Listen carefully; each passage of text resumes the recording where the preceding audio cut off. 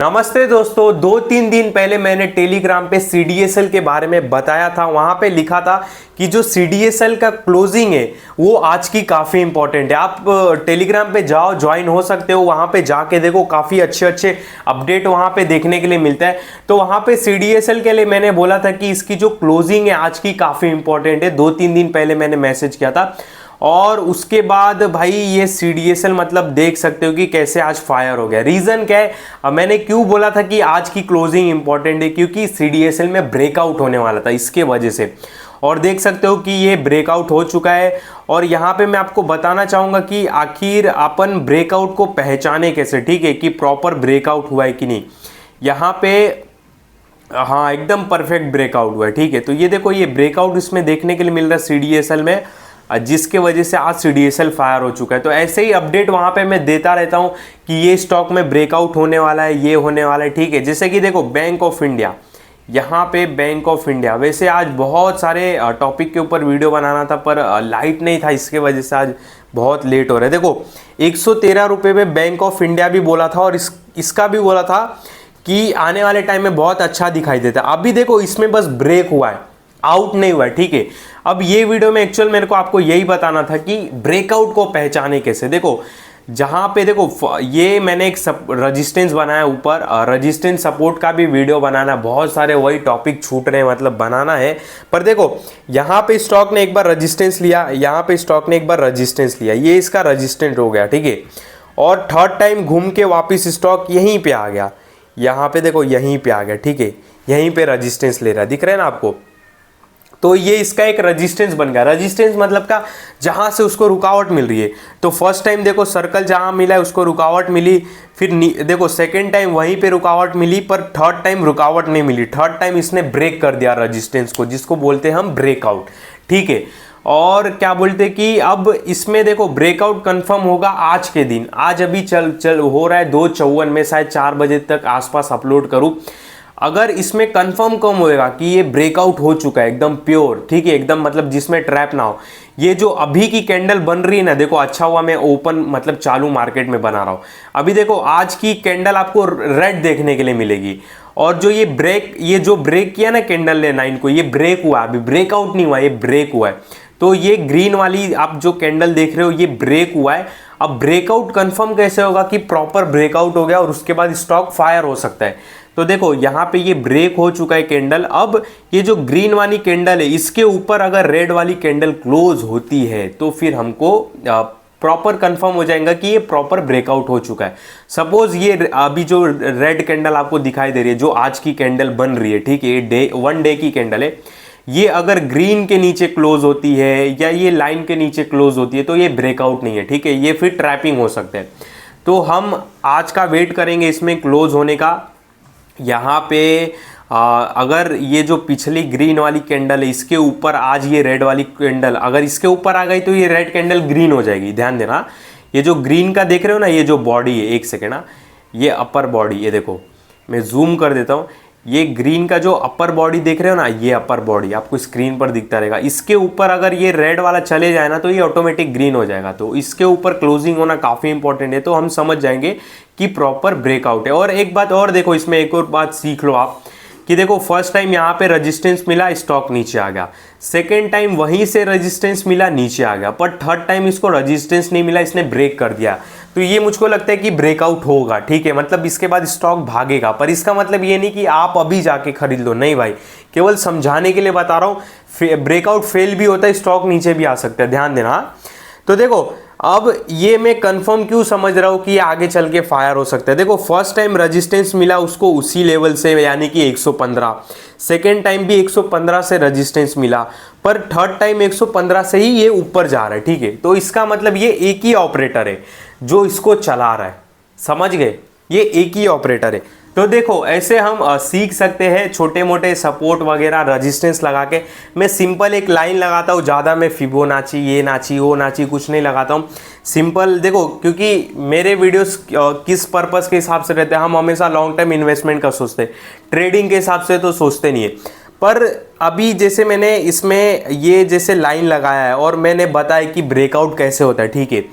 तो इसमें हमको क्या हेल्प हुई, हमको इसमें जैसे मान लो कि कोई स्टॉक है, जैसे ये देखो CDSL है, यहाँ पे CDSL है, ठीक है। अब मान लो कि किसी को इसमें वो करना होगा लॉन्ग टर्म इन्वेस्टमेंट, या सपोज मुझे ही लॉन्ग टर्म इन्वेस्टमेंट करना होगा, और मैंने ये सीखा है, जो बेसिक छोटी बात है, ठीक है, मैंने सीखा हुआ है, और मेरे को पता चल गया कि इसमें ब्रेकआउट हुआ है, तो मैं अभी SIP करूंगा ही नहीं, क्योंकि इस भागते घोड़े पे कौन अभी SIP करे। हाँ, जब शांत हो जाएगा तब मैं करूंगा।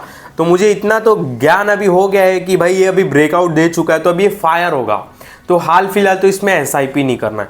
तो इस तरह आप छोटे छोटे चीज़ सीख सकते हो। सिंपली इसको एक्चुअल में क्या बोलते कि ये सारे जो रहते हैं ना, सपोर्ट, रेजिस्टेंस, ब्रेकआउट, यही आपको बताना था। इसके लिए मैंने टेलीग्राम पे मैसेज भी किया था कि भाई CDSL की आज की क्लोजिंग बहुत इंपॉर्टेंट है।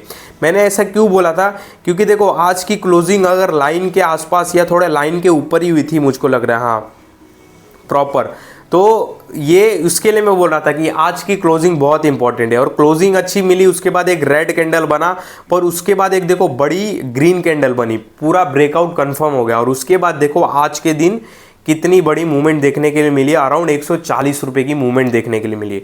तो इस तरह कुछ ब्रेकआउट को अपन पहचान सकते हैं, ठीक है। और देखो जब जहाँ से स्टॉक बार बार रजिस्टेंस लेना, देखो फर्स्ट टाइम उसने 1665 से ही रेजिस्टेंस लिया, सेकेंड टाइम भी 1665 से लिया, पर थर्ड टाइम 1665 से भाग गया। मतलब ये एक ही ऑपरेटर थे जो स्टॉक को चला रहे, ठीक है। आप ऐसा भी कुछ समझ सकते हो। अब BSC भी इसमें फायर हो चुका है, थोड़ा BSC भी देख ले। BSC में भी शायद ब्रेकआउट ही हुआ रहेगा, इसको बहुत टाइम, हाँ ये देखो इसमें अभी ब्रेक हुआ है, ब्रेकआउट नहीं हुआ है, ठीक है, इसमें अभी ब्रेक हुआ है। अब बोलोगे कैसे, दिखाता हूँ, टेंशन मत लो। यहाँ पे देखो, अब इसमें मान लो किसी को SIP करना रहेगा तो नहीं करेगा जब इसको पता रहेगा। देखो इसमें चलो लाइव दिखा रहा हूँ, ये देखो ये रेजिस्टेंस हो गया जहाँ से स्टॉक पलटी मारा था, ये देखो अभी ये ब्रेक हुआ है। अगर ये देखो अब इसमें केवल ब्रेक हुआ है, ब्रेकआउट नहीं हुआ है, हाँ ध्यान से देखना।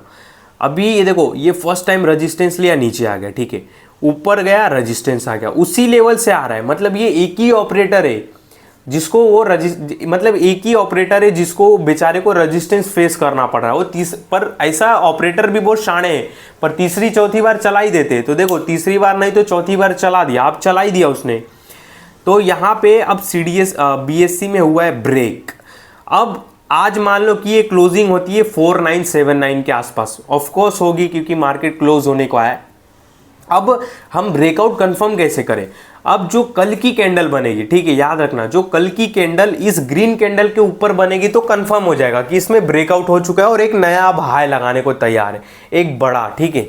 पर इसका मतलब ये नहीं कि आप जाके अभी खरीद लो, SIP कर लो, नहीं भाई, केवल समझाने के लिए बता रहा हूं। अब देखो मान लो कल के दिन अगर ऐसी कुछ कैंडल इसमें बनती है, एग्जाम्पल के लिए डे क्लोजिंग की बात कर रहा हूँ, ऐसी, ठीक है, मेरे पास कंप्यूटर नहीं है, मैं इसमें एडजस्ट कर लो आप थोड़ा, ठीक है। मान लो कि कल की जो कैंडल है इस ग्रीन कैंडल के ऊपर क्लोज होती है, तो अरे भाई क्या सब हो गया, एक सेकेंड, हाँ अब कल की कैंडल, जैसे मैंने एक ये कैंडल बनाई है, कल की कैंडल इसके ऊपर कैंडल क्लोज होती है तो ब्रेकआउट कंफर्म हो चुका है, मतलब अब स्टॉक फायर होने के लिए रेडी है।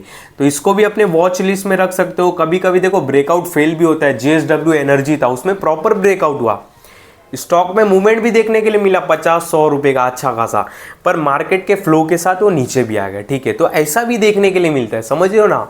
तो ये मैं आपको कोई ट्रेडिंग पर्पस के हिसाब से नहीं बता रहा हूँ, एक लॉन्ग टर्म इन्वेस्टमेंट के हिसाब से बता रहा हूँ कि सपोज हमको किसी में इन्वेस्टमेंट करता है और उसमें ऐसा कुछ चार्ट पैटर्न बन रहा है ब्रेकआउट वाला, तो अपने को पता चल जाएगा नहीं अभी तो ब्रेकआउट हो रहा है, अभी ये भागेगा, तो हाल फिलहाल तो अवॉइड करो इसको, ठीक है।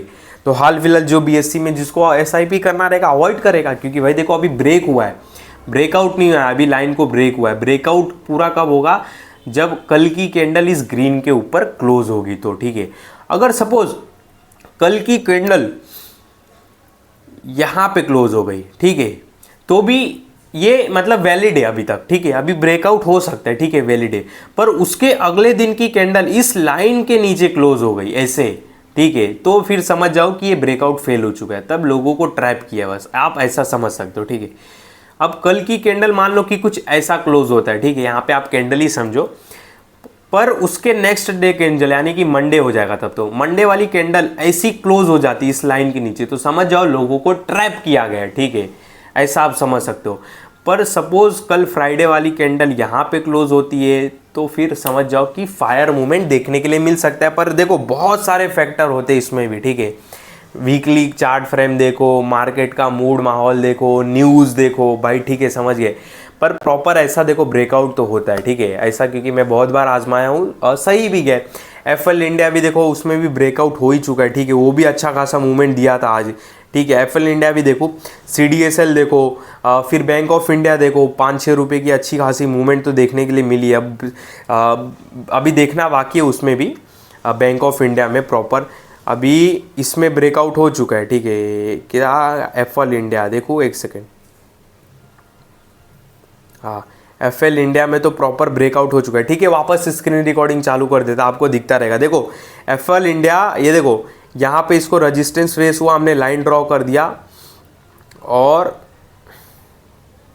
यहाँ पे देखो ये ब्रेक हुआ, बीएससी जैसा ही है, मतलब लगभग सेम ही है। देखो ये ब्रेक हुआ, ठीक है, ये ग्रीन वाली कैंडल ब्रेक हुई और ये आउट हुआ, तो ये प्रॉपर ब्रेकआउट हो चुका है, क्योंकि जो ग्रीन कैंडल ब्रेक हुई थी नेक्स्ट कैंडल उसके ऊपर क्लोज हुई, तो ये प्रॉपर ब्रेकआउट हो चुका है।